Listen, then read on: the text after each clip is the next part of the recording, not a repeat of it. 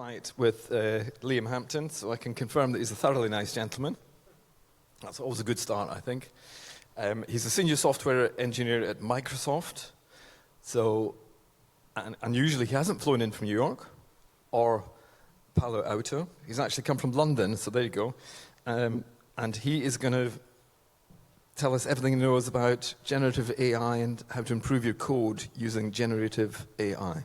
So, here we go. Round of applause for Liam Hampton. Hello. Oh, they're bright. Nice bright lights. Hello, everybody. I hope you all had a good lunch. And a massive thank you to the conference organizers for having me back for a second year.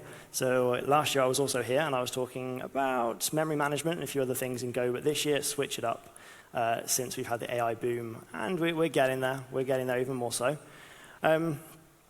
So yeah, welcome to my talk. And I'm going to be talking to you about improving your code craft with generative AI.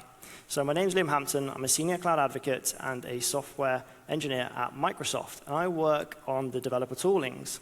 So if you've ever used VS Code, show of hands. Yeah, half the room, most of the room, 90% of you. Yeah, so we work with the VS Code team, the Visual Studio team, the GitHub team on Copilot. I work specifically on CLIs, so the Azure Developer CLI and the Azure CLI, if you've ever used any of those. So yeah, it's a great feeling to be here again and to be talking to you around some developer toolings and how you can improve what you already know. So a short introduction of an agenda. So we're going to talk about what GitHub Copilot is, how to use GitHub Copilot comprehensively, a little bit about prompt engineering, because that's probably the biggest and most important part around interacting with LLMs and AI models. I'm going to show you a little bit of live code. Touch wood, Copilot behaves itself today. And we'll get some, we'll have a bit of fun with that one. If not, I do have a video backup. So if we have a plan B, don't worry, you will not be left short. Then we'll talk a little bit about local LLMs, so the likes of Phi 3, Llama 3, all that kind of stuff. And obviously, the final slide, why Microsoft loves Go. So nice warm welcome. So before we get going, if you would like to scan this, this is all the resources, so it's available to you. There will be another slide at the end, but I always do this at the beginning, just in case people want to follow through and look at some of the resources I've got. This will take you to a Reactor Tech Communities page, or a Microsoft Reactor Tech Communities page. And there'll be my contact information and a bunch of links to all the cool stuff that we do here at Microsoft and what I'm talking about in my talk today. So yes, although I'm from Microsoft, I am talking about a GitHub Copilot or a GitHub product. But since we're all under the same umbrella, we're one big family, and it's all quite cool. So, Copilot. Who uses GitHub Copilot? Quick show of hands. All right, so about 50% of the room. So keep your hand up if you use it at work. All right, so most of you. So wonderful. Well, I love this slide. This is a pretty cool slide. But there's cornerstones as to why we talk about Copilot, and there's cornerstones as to what we're doing with Copilot and how it's supposed to be used for development. So I'm aware that AI and software development is a really touchy subject to some people. I'm aware that some people absolutely love it, and others absolutely loathe it. But I'm not here to tell you which one it should be. You all have your own opinion, and you're all welcome to that. But I just wanted to show you how to use it and get the most out of a tool like this. So we've got something that's called the Copilot effect. Now, we have millions of users of Copilot around the world which develop with this every single day. And we ultimately want it to be the best product that we possibly can provide for you. So we've got three main cornerstones. Maximize developer happiness, because ultimately, with a happy developer comes a happy team, comes a happy company, and happy shareholders. And then we look at the increase in productivity. So how quickly can you turn a MVP into production-ready code? Or how quickly can you turn an idea into something? So all about increasing that productivity. And how do you do that? With developer tools. So a good example of this is, I'm a developer. I could write my code in Notepad. But I have tools available to me, like VS Code, with some plugins and some extra help to help me create that and do it much quicker and faster. The same applies for tooling like AI tools, such as Copilot. And then thirdly, we want to accelerate the software development itself. So it's all good having great coders who can code everything from the bottom up. But if you want to get that into production even quicker, and you want to look at security best practices and how to increase your software development itself, that is another cornerstone that we're looking at. And this is what Copilot helps feed in. And all three of these elements is what we try to achieve with our developer tools at Microsoft and GitHub. So this is quite a simplified version of what Copilot actually is. But we've split this into 3 layers, or 3 layers with the 4th kind of at the bottom left. Now, excuse me, I'm going to be looking down at this screen because it's hard to explain a diagram, which is over there. At the top level, we have got the client. Now, the client is actually what you and I interact with every day if you use it. So that could be through the IDE. That could be through the GitHub CLI, because there is an extension for the CLI. You've got GitHub Mobile if you're using GitHub through your phone. I certainly do. I think it's quite fun. And then you've got github.com, or Copilot in github.com. So you have the client layer. Then you've got the GitHub managed layer, which is underneath that one. And that is github.com. This is what GitHub look after themselves. This is what they work with. So you've got the Copilot service, which is like the core of Copilot. You've then got the reference index, which is where the data references, or what the data references. You then have the data store, which is where the data and LLMs are stored. And on the bottom layer, we have the Azure Managed. So if we look at the bottom right, we have Azure Managed. So that's what Microsoft take care of. And that is the AI safety and security. So we have our best practices around using LLMs and AI securely, safely, responsibly. And then you have the Azure OpenAI service, which again helps you to deploy your own LLMs and your models. And on the far left, we have then got the third-party extensions. So you're looking at Copilot extensions that you can write, and me. And then we've got the authentication services, so third-party, which doesn't go through Microsoft. So this is a real sort of simplified version of how Copilot is infiltrating the entire ecosystem at Microsoft and for your development lifecycle and your stacks. So Copilot was actually trained on Codex. So it was the original foundation model, which was Codex. It was all trained on open source data. It now uses GPT-4, which is phenomenal. It's really good. It's much better with the suggestions that it gives you. And it shares data in an ephemeral way. And what I mean by that is if you ever look at something which just disregards storage or memory pretty much immediately, that's what ephemeral means. It will take in only the context and use only the data that it has within your window at any given time, and then disregard it straight after. It doesn't keep that data. It doesn't feed it back into a model. It doesn't train on, like, it doesn't take it to train even more. It just gets rid of it straight away. And you can kind of think of GitHub Copilot as a transformative model. And the best way to think about this is if you think about Google Translate and you give it a word or a sentence to translate into a different language, so say English to Spanish, it may or may not have seen that exact sentence before, but it has a good guess based on language patterns as around to what it's going to suggest for you next as to what it might be. So you can think of GitHub Copilot in that sense where you're talking to it, and it may or may not have seen what you've written before. It may have in a code pattern somewhere along the line, and then it will use that to determine the suggestion that it gives you for your code. So text in, text out sort of thing. Now, we have one added layer for security. Well, I say one added layer. There's many layers of security, but one of them is IP protection. So for this exact reason, we have a filter, and it's all around security. So if you're looking at code which has been trained in the open, there may be code patterns that have been used. You would probably go onto the internet, maybe if you're developing, and copy and paste some code. You don't know where that code came from. It may be licensed. It may be hidden. It may be secret. It may be something that someone shouldn't have leaked. So for that exact reason, if GitHub Copilot determines there is a code pattern which it has seen, and it works within around 150 characters either side of what you're asking it in the sort of the code and suggestion that it gives you, it will not show it. So if you've seen this before, that's what's happening. It's here to protect you. So this goes around the responsible AI and how you're using LLMs responsibly in the open.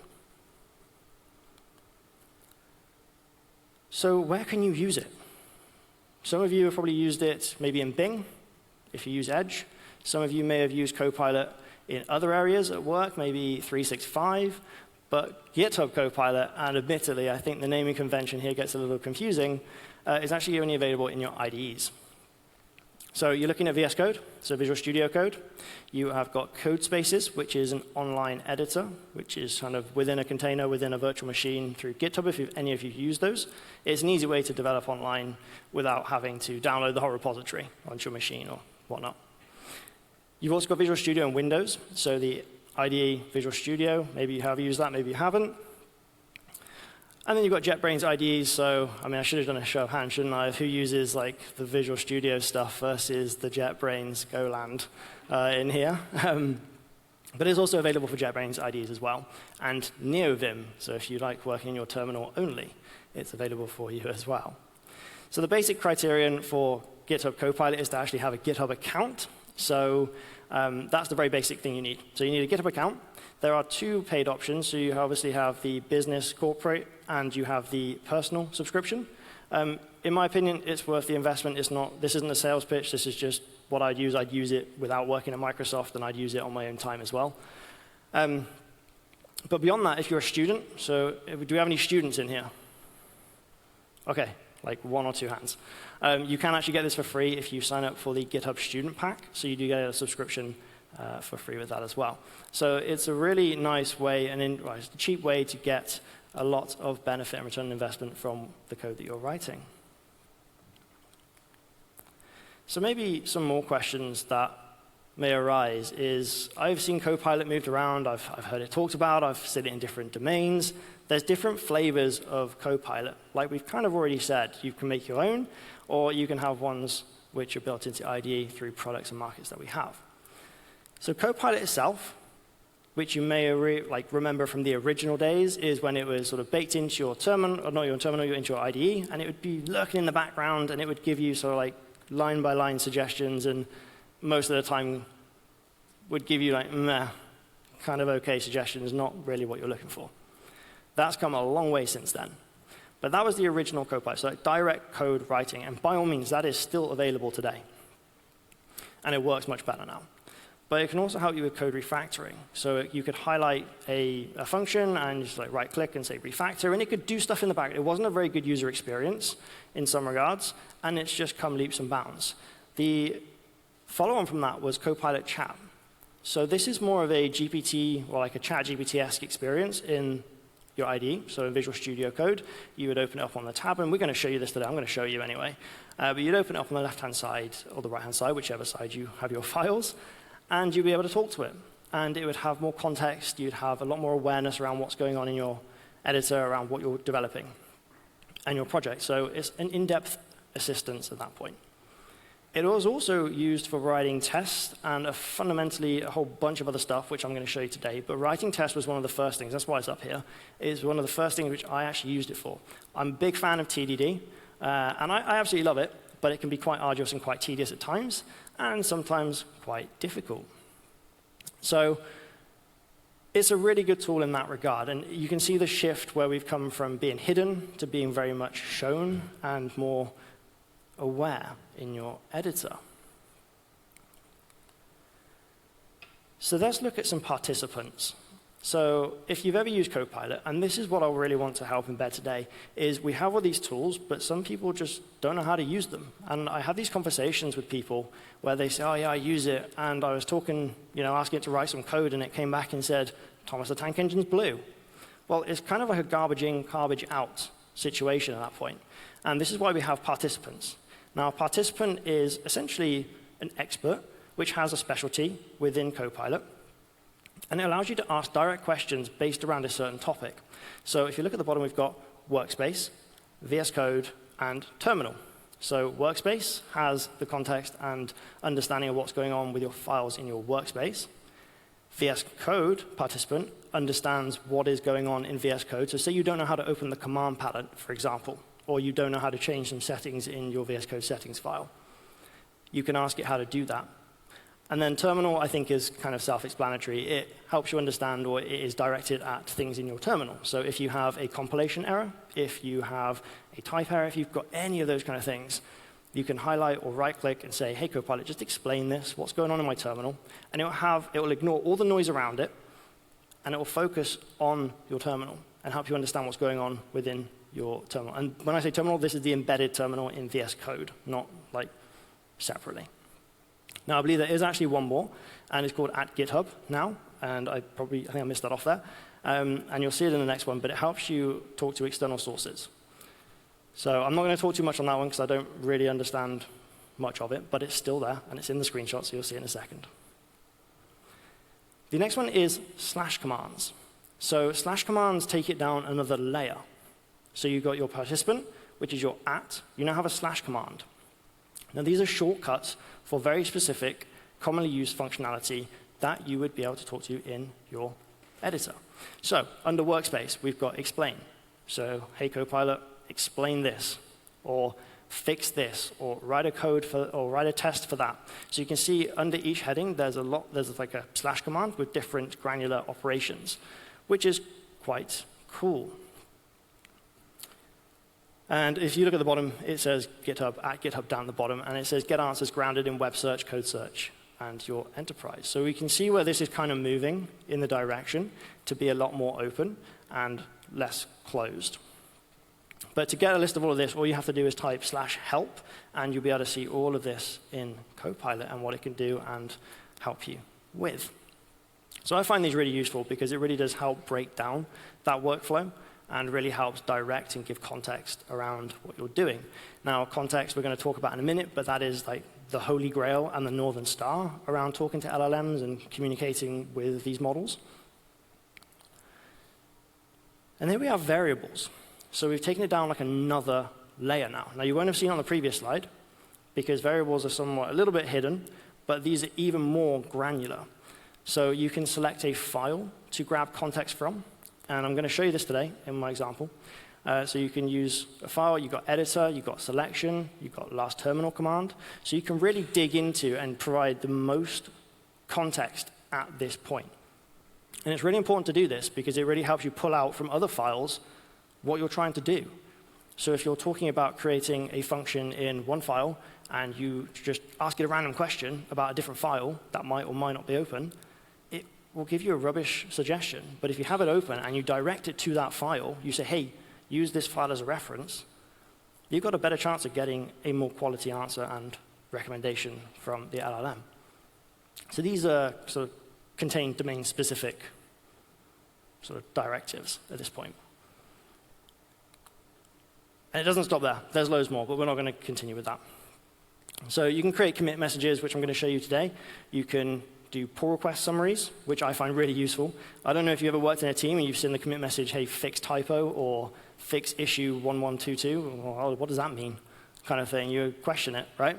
So you can create AI-powered commit messages, pull request summaries, and you can even talk to your repository. So if you don't actually want to open up a repository in your workspace, you can talk directly to GitHub Copilot within github.com itself. Probably not going to show you that today, but the other two we will. So who's heard of prompt engineering? I hope everybody. Yeah, most of you. So prompt engineering is one of the most important parts of LLMs and working with AI-powered workflows and applications. It is essentially designing high-quality prompts to generate code. Designing high-quality prompts to generate code. That is what it is, and it is pretty much an art form. Now, I find prompt engineering really interesting because it's a different means of communication.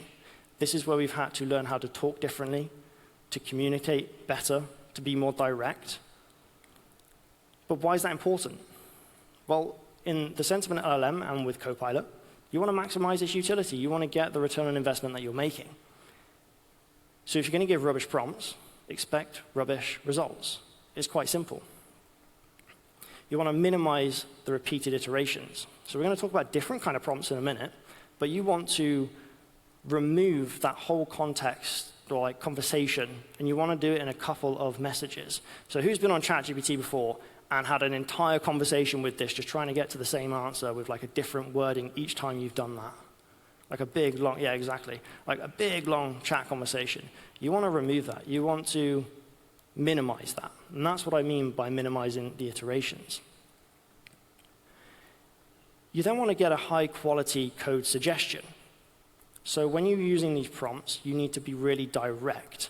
You need to really help it understand and give it the most context you possibly can to get the answer that you want. If you turn around and say, hey, make this function, well, there's so many different variables in that instance that it can take and interpret in different manners and different ways. It's not a person that you're talking to. This is essentially a big calculator that uses tokens. So you've got to really say, hey, make this function that does X and Y that returns Z. Give it this name, not that name, for example. You can see how the communication is just strung out a little bit more, but it's a lot more direct as to what you can get. You've then got the skill prompts, which is what I just explained. So you have the at workspace, at VS Code, gives it that direct context. And when you're working with Copilot, you need to build those into your prompts. Give it as much as you can. Ultimately, the bottom one, refined interactions reduces the misunderstandings. The less messages you have, the less sort of verbose conversations you're having, removes the misunderstandings from both your part and the organization. And it helps speed things up, better quality code. It all adds up to be a better place to work and a better place to develop. So that's why prompt engineering is important. And then we look at how. How do you do this? Who's heard of any of these on the screen before? 0 shot, 1 shot, and few shot. Like 5 people. Wonderful. So we're going to talk about it today. So you can kind of probably guess really what's going on with these. But a 0-shot prompt is kind of what I said. Write a Golang function that finds the maximum value in an array. There's so many wild interpretations that it could take from that. I was surprised that this came back with the right answer when I wrote this. But it's given me a function name called findMax, so it's kind of understood that I'm, put maximum value of an array, findMax. Yeah, it makes sense. And then you've got the variables, which it's just named, but it could have named it anything at this point. I know, engineers that write a lot of Go code like the short form variables, like ABC. It could have done that. It didn't, but it could have. And then we've got the range loop that goes over the mathematics and actually returns what I want. That is a 0-shot prompt. You're basically saying, do something. And I was lucky it came back and did it. But I really wasn't expecting it to do that. Then we have 1-shot prompt. Well, a 1-shot prompt is where you're actually giving the model an example. So from here, I don't know if you can read that at the back, so I'm going to read it out. It says, create a Golang function, findMax, that takes an array of strings as input and returns a string with a maximum length. So I'm giving it a directive now. I'm saying, this is the function name, this is what I want it to do. And then I go on a little bit further and say, ensure that the function works correctly for arrays that are also empty. So this is my example. I'm telling it I don't want it to fail if the array is empty, nil, as well as arrays that contain both strings and numbers. And this could work for slices. I just chose arrays because I was working with them at the time. Now you can see this added in a little bit more context to the response that I've given it. It's got the if statement at the beginning to check if the array is empty. It's called it the correct name, findMax. And then we've got the return of the rest of the calculations below. So it's done everything I needed it to based on what I've asked it with my directives. And then few-shot prompting, well, I'm sure you could all guess, but it's giving it more examples. So I've got a lot more verbose. The code just went off the screen with this one. I couldn't get it all on there and also show you the prompt. So I said, create a Golang function, sum array values, that finds and returns the sum of integer values in an array. There's the directive. Then I've got 3 bullet points. Verify if the array is empty, and exit if it is. Throw an error if the array contains non-integer values. And number 3, return the sum of the array values if the array is valid. So exit, message, and return the answer. And then I've gone on to say, here's some example data. Given it something to work with, please consider the following example data. Example 1 has an array of integers, and example 2 has an array of integers with a string in it. And lo and behold, it gave me the correct answer. But it did everything I needed it to. And as you can see, I'm building up these prompts, and I'm getting a more and more verbose answer each time based on what I've asked it. So the more directive you are, and the more context it has, the better the answer and the quality of the code suggestion that you are going to get. Now, this is totally off topic, but This has taught people how to communicate as humans just as much as we're communicating with these LLMs. So if you asked me how to talk about code about a year or two ago, I would speak completely different about how I'm talking about it compared to today and in the future. The way that we communicate as humans has never really been direct. But learning how to work with prompt engineers and working on prompt engineering with LLMs, I've certainly noticed an entire shift of communication between the people I work with and the people that I speak to, which I think is just fascinating through and through anyway.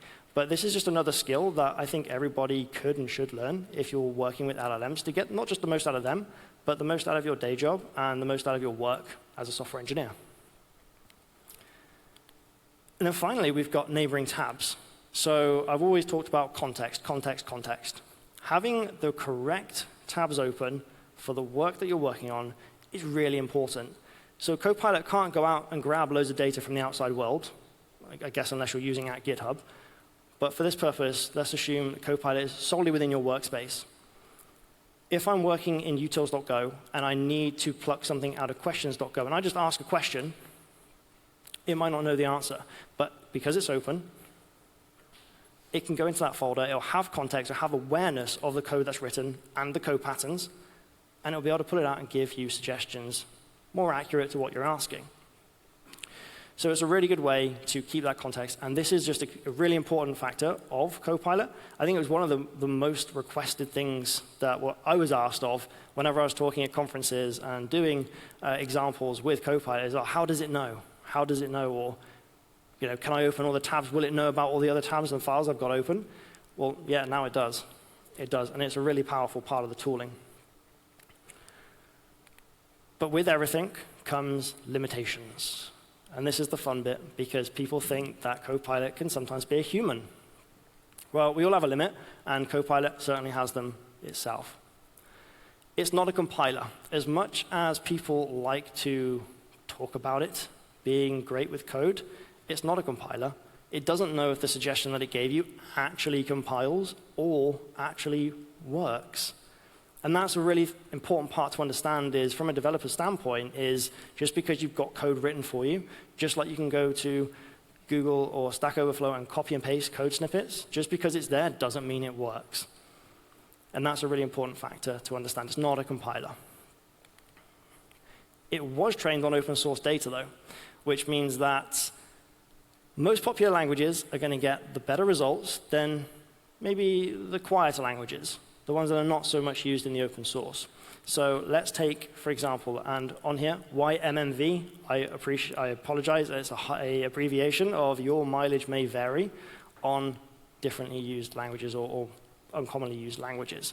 So an example on Python may be better than an example on COBOL or Pascal, for example. So this was all trained on open source data. I don't really know how many repositories I've come across that are written in Pascal or any of these sort of obscure languages.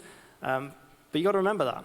So if you're working with a language which isn't really worked with as much, then you may or may not get a really good response off the back of it.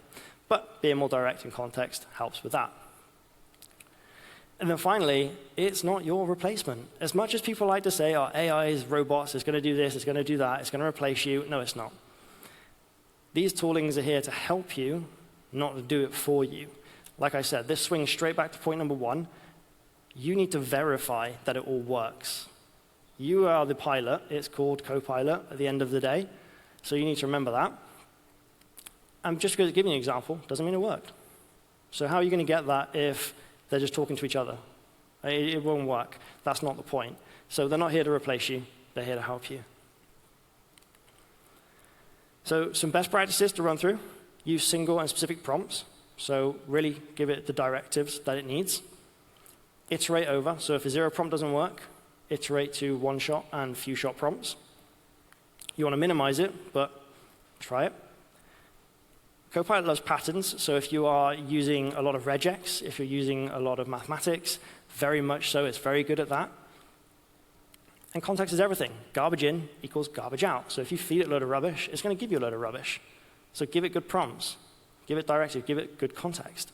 And then finally, and I made this mistake last year when I said always trust and always verify, I correct myself and say trust it, but always verify it. So that's the most important part.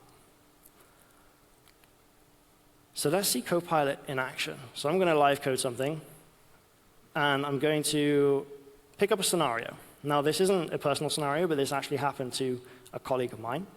And the scenario is that you've joined a new development team. You have no idea what the code base is. You've got no idea what's going on. Your predecessor just abruptly left. They got halfway through a ticket and dropped, and they left. So let's go and finish it. Now, I'm not using the typical hello world example, because that code pattern is everywhere, probably for every language at this point. So we're going to use something a little bit unique. This ticket is about a CLI, an AI CLI, which is calling GPT models, and I'm going to ask it to get the weather data. Now, what's the fundamental problem with an LLM and live data? Doesn't have it. It's trained data. So the one thing that you can do with LLMs now is function calling. So I'm talking to Azure OpenAI GPT-4, I think 4.0 actually in this demo, and I'm going to say, hey, you know what, what's the weather like? And it's going to say, I don't know. You tell me, you go read these resources, you go find out what the weather's like. What you can do is give it an outline of a function that you have locally, make it aware of a local function that you have, and then go and point it and say, hey, if I ask anything around the weather, just know that I've got a weather function that calls an API that gets live data. And then at the end, it'll say, instead of saying, oh, I don't know, go check BBC weather or whatever, it'll say, hey, you know what, Liam? The weather is this temperature in London today. So we're going to work with that. And I'm going to use Copilot to help code up some of it. So it's already half-baked. We're going to finish it off and help understand and work around the VS Code terminal and IDE to show you exactly what's going on. So ultimately, we end up with something that looks like that. Now, I need to switch out of this one, so give me just 2 seconds, because I do not want the video to play. So shout if you can't read this, and if you can't, I suggest move forward. But what we've got here is a repository. This repository is a CLI, and I've created this like a passion project, something which I like to play with, and it just calls a bunch of different modules. So we've got something which, looks like we've got some commands that you can ask a question to maybe a local and remote LLM. We've got an image, which will go off and call something maybe, and translate. So we can translate some languages. So the ticket is to add a get weather command. So let's go and really check out what's going on. So the first thing that I'm going to do is I'm going to say, hey, Copilot, what's this project about? And I'm going to use the workspace command. So I'm going to use this participant. Say, can you tell me about this project? Really quite vague, but hopefully it'll pick up some references. So it's used a few references. Oh, lovely. We will try that again. So we're going to use the workspace again. Tell me what this project type is doing in 100 words or less. Let's just see if we can keep it concise, and hopefully it will play ball. OK, so this project, Go CLI GPT, is a command line interface tool that leverages the Azure OpenAI Go SDK to generate text responses based on user inputs. It uses the Cobra library to manage commands, so on and so forth. So it's done a pretty good job of just summarizing what this repository is about. I would have preferred the longer version, because it could tell you all the different commands, but alas, we will just ignore that. And then what we can go and do is run the code. So let's go and see what this is all about. Let's go ahead and run a question. And here we go. So what is the weather like today in London? Let's just go and check out and see what's going on, because this is the first place you'd go. I don't have real-time capabilities to check the current weather conditions. Cool. And let's go and see if we can ask a local model what the weather is. We can choose between a couple, so let's just choose, I don't know, Phi 3. What is the weather like today in London? And hopefully we get the same answer. This might take a little bit longer because it's on my laptop and it's local. But you can see the point, right? It doesn't have instant data references, but it say, hey, go to your preferred browser, navigate to something, and go check out someone else's data. Right? That's not very good for us. So let's go and check out what we actually do have and what the previous developer has left us with. So we've got this getweather.go file, and we're just going to use maybe the explain command. So explain. Tell me what this file is doing.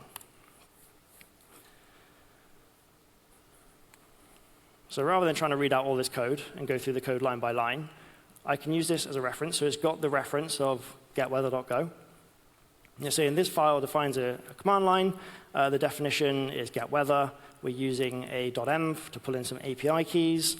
We've got the client initialization so that we can actually talk to Azure OpenAI, because ultimately we've got a deployed model on the back end of this. It's going to make an API request to that one, and we've got some function call handling and an output. Wonderful. So now let's actually go and take a look at the code. Now we've got an overview of what it's doing, because let's be honest, the comments are pretty sparse. So in here, we can see that we've got the client, it's talking to Azure OpenAI, and this is the response. But this response is doing something pretty funky. We can see here that the content is, what's the weather like in London, in the UK? Give this to me in Celsius. All right, that's a fair enough prompt, but it's hard-coded. Why? Well, I would want that as like a user input, first off. Then we've got something called a tool. Now, this tool is actually outlining the fundamentals of a function. As we can see, we've got a tool, we've got chat completions, and we've got, we've got function. Now, function is making the LLM aware that I actually have a local function to call something and do something else, right? I'm not just relying on the LLM. So at this point, we're kind of using the LLM as a parser, but in a way that allows us to interact with native language. And all I'm saying is I'm requiring a location. It's a current weather function. The properties, we want a location and a unit. And I want to find the temperature. Don't be fooled. Temperature down here, I think, only really means that it's the creativity of the response. I don't want any creativity. I just want a response. So really, what's not done? I mean, so far we've got a hard-coding question or a prompt. We want to remove that. We want to get user input. We've got some parameters which come out. So we've got the function parameters, which is location and unit. That's going to be pulled out from my prompt. And then we've got some unmarshalling, and it's just printing some stuff. You can see this isn't really finished off. So what we're going to do is the first thing that we should do is just run it. Let's see what it does. And I've already done this earlier. There we go. Lovely. And what are we going to get back? So from that prompt that is hard-coded in, it's saying the location is London and UK, and the unit is Celsius. So it's already extracted the data from my hard-coded prompt. So step number one, let's go and get the user input. Now, I know that the user input function is in utils.go. It's over here. So we've got a new buffer. We've got a new reader, which can take in the user input. So let's go and do that. Let's go and call that one. So we want to probably put it above the response up here. Yeah, we want to put it up here. So let's do a get user input from the command line and see what it comes back with. It's just going to be a bunch of gibberish, as you can see. It's just line upon line upon line. It's not that great. Finally got somewhere. I was expecting that to come back maybe first time. But as you could tell, my prompt wasn't very good. It needed extra comments and extra prompting to really get it going. Saying, this is natural language query, print what the weather's like, tell it what to do. And it finally did. It got there in the end. So user input is going to be get user inputs, what's the weather like in London, in the UK, give this to me in Celsius. Well, that's already wrong. Like, I don't want that. I want to pass in something else. So let's actually take a look at the function. What's it expecting? It's expecting a question. So we're going to get it to print something out to the screen. I don't want the prompt out on the screen. I want the question. Tell me what you want to hear. So let's go and change this to tell me where you want the weather for. That's a bit better. That looks a little bit nicer. So now we can go ahead and run this, and hopefully we can change this line here, actually, because we do not want that. And straight away, it's managed to pick up. So there you go. That was inline Copilot. So see that again? Inline, it's already given me a suggestion, and I can just tab across, and it will pick out the user input.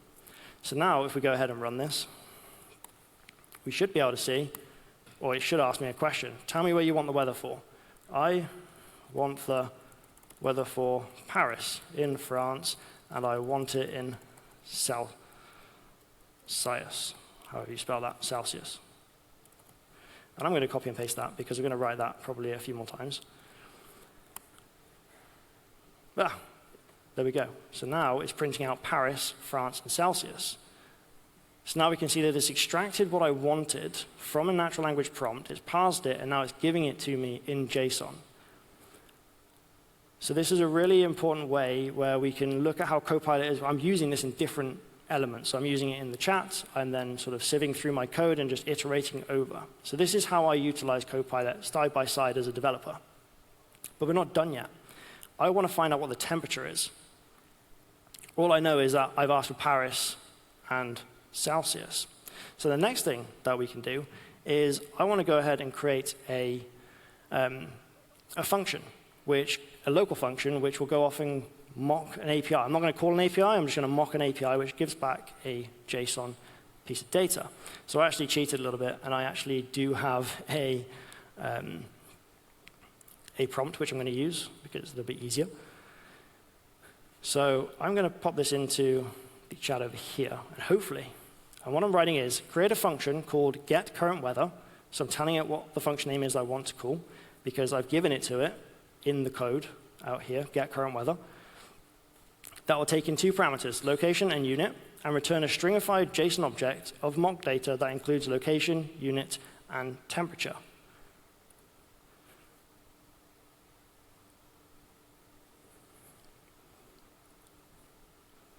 So you can see here that it's kind of given me the right answer, kind of not. It's kind of tried to package everything up for me.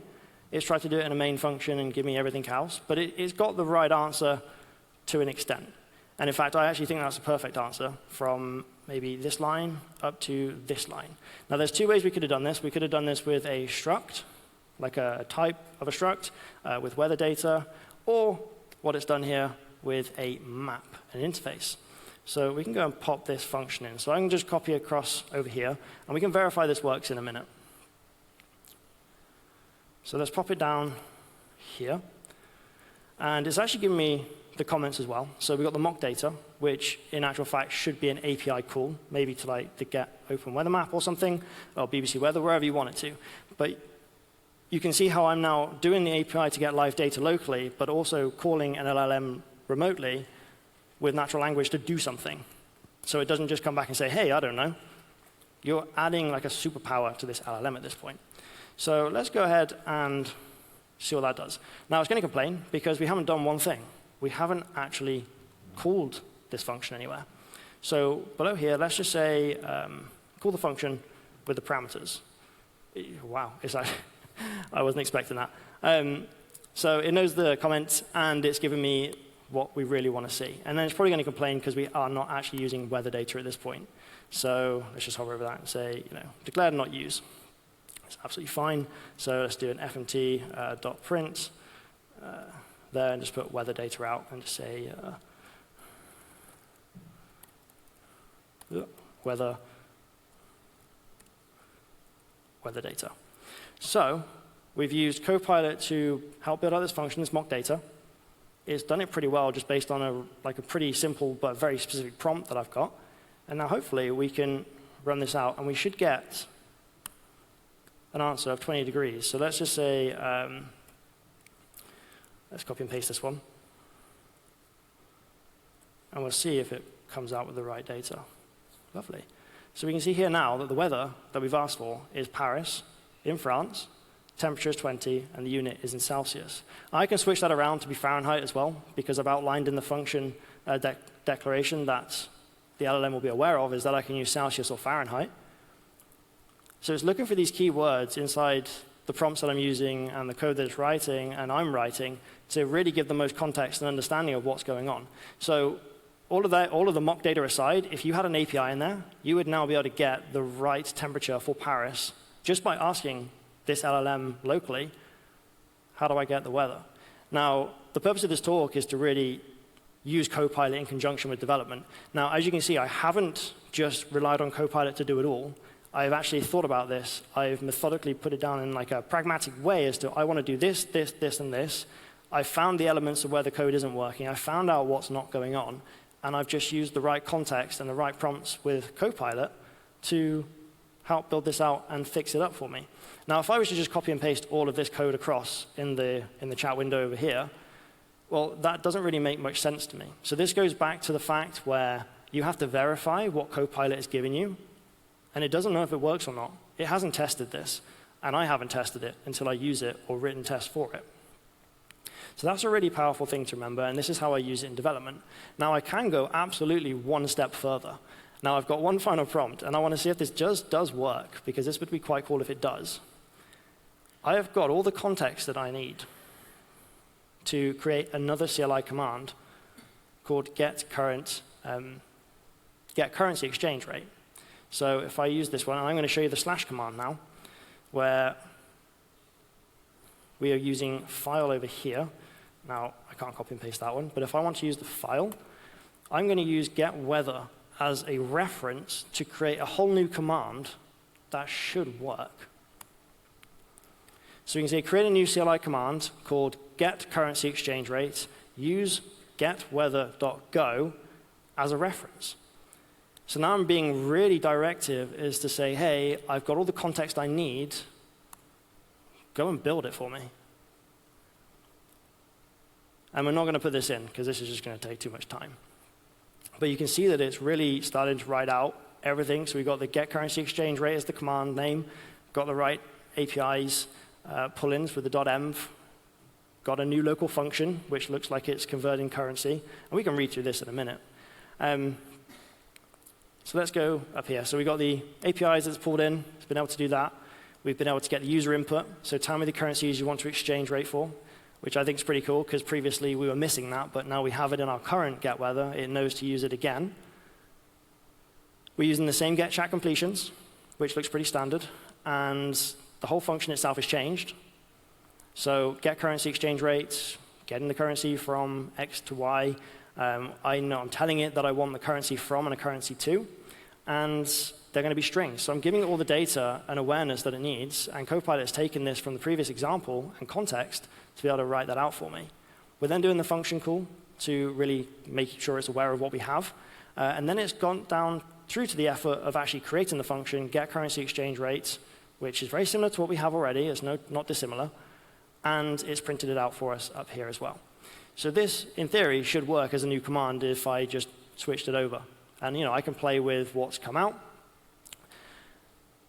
Now, I think the really important thing to take away from this is context. It knew about it, which is why I was able to do this. And the reason I showed this example and not a Hello World example is because Hello World is pretty mundane, pretty boring, pretty much everywhere you see it. This is totally unique to this project. The call might be from documentation, like that's what it's expecting, that's not going to change. But the fundamentals and semantics of this project are very unique. And Copilot has that context within this workspace to be able to work with that. So we can go one step further, and we can just see the git commit. So over here, we've got a getweather.go. And I don't really know what to say about this, because I kind of picked it up halfway, kind of not. And I'm going to use the little stars over in the top right to create a git commit message for me. So this is now using Copilot. And it's saying add prompts.txt, because that's something I added before I came in here, to the git ignore, and update getWeather command with user inputs. Now, I think I did a bit more than that, I think. Well, I say I did, it did. But this is a really good way to now start adding proper commit messages to the code that you're writing. So I can just go ahead and click, do this one. Let's do commit. Yes. Cool stuff. So now that should have done something. Cool. Now I can just push it. So if I go over to my Git repository, we should see a new branch, GopherCon 24 demo, and we can go and create a pull request. So over here, I can now create a pull request with the right commit message. Who doesn't like writing pull requests that are really verbose? Yeah, most of you, I thought so. And that's why you got the squash and merge, right? So we can click this little funky button over here that says, let me just zoom in a little bit. So this one here. So it says Copilot Actions. Now I can click on that, and we can click on Summary. So if I click on Summary, it should now generate a lovely summary for all we've done and give a nice overview and formatted quite nicely for a pull request. This pull request includes changes to the cmd/getweather.go file to enhance the interaction, yada, yada, yada. The enhancements to the user interaction we've added in here, so added code to capture user input for weather query, which is absolutely correct, and we're fetching the current data itself. This is quite a good pull request and a really good summary. I don't think I really want to add much more to this. Like I said, verify it, but to me that sounds pretty true. And then you can just go ahead and create your pull request, right? I'm not going to merge this in because it's a demo. But the purpose is, this has been AI driven, and this is how AI is now really filtering into the workflow of all developers.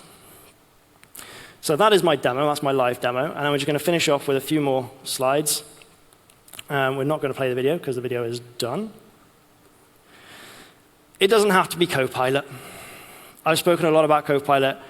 Everything around context, everything around prompting is absolutely still valid when it comes to other models. Open source models like Llama 3.1, like Phi 3, Mistral, you name it. If you're talking to Llama in your terminal and you've got any of these models downloaded, the reason why I have what I have is to make it easier for me. That's a pet project. Now, the whole purpose of this is prompting and context. It doesn't have to be Copilot. It is anything LLM-based, anything AI-based. Learn how to prompt properly, and you'll get the best results. And I think this is what I find when having conversations with people is they use the tooling and they think, oh, it's rubbish. Why is it rubbish? It's not rubbish, otherwise it wouldn't be there. The same way as people might say a certain other tool is rubbish, but if it's rubbish, why is it there? Sort of thing. It's still going. So remember that in the back of your mind, that it's context, context, context. Now finally, at Microsoft, we absolutely love Go. We have our own distribution of Go. Hands up if you knew that. One.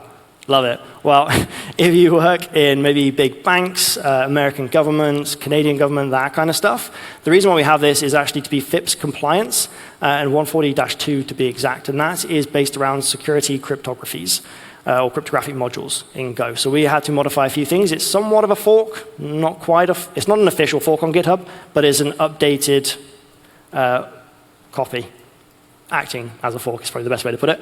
But yeah, that is FIPS compliance. We actually have over 35 products and services in Microsoft that are written in Go, and they are just growing time on time on time. AKS is another one, was one of the popular ones. AZD CLI, which is one of my toolings. We've got the GitHub CLI, again, another tool team that I work with. That's all written in Go. It is infiltrating the cloud ecosystem like super quick. And if you want to keep up to date as to what we're doing at Microsoft with Go, we actually have a dev blog on Go itself. So what we're doing, our versioning, what's the purpose of it, all the services that we're writing, and some Go engineers at Microsoft, like myself, that write Go. We just like to put our blogs out there. So yeah, a massive thank you. And here's some resources again. So if you didn't capture this earlier and want to capture it now, I don't see any phones. Brilliant. I can move on. Massive thank you very much for joining today. I hope you enjoyed it. And thank you, Copilot, for being so helpful for me today.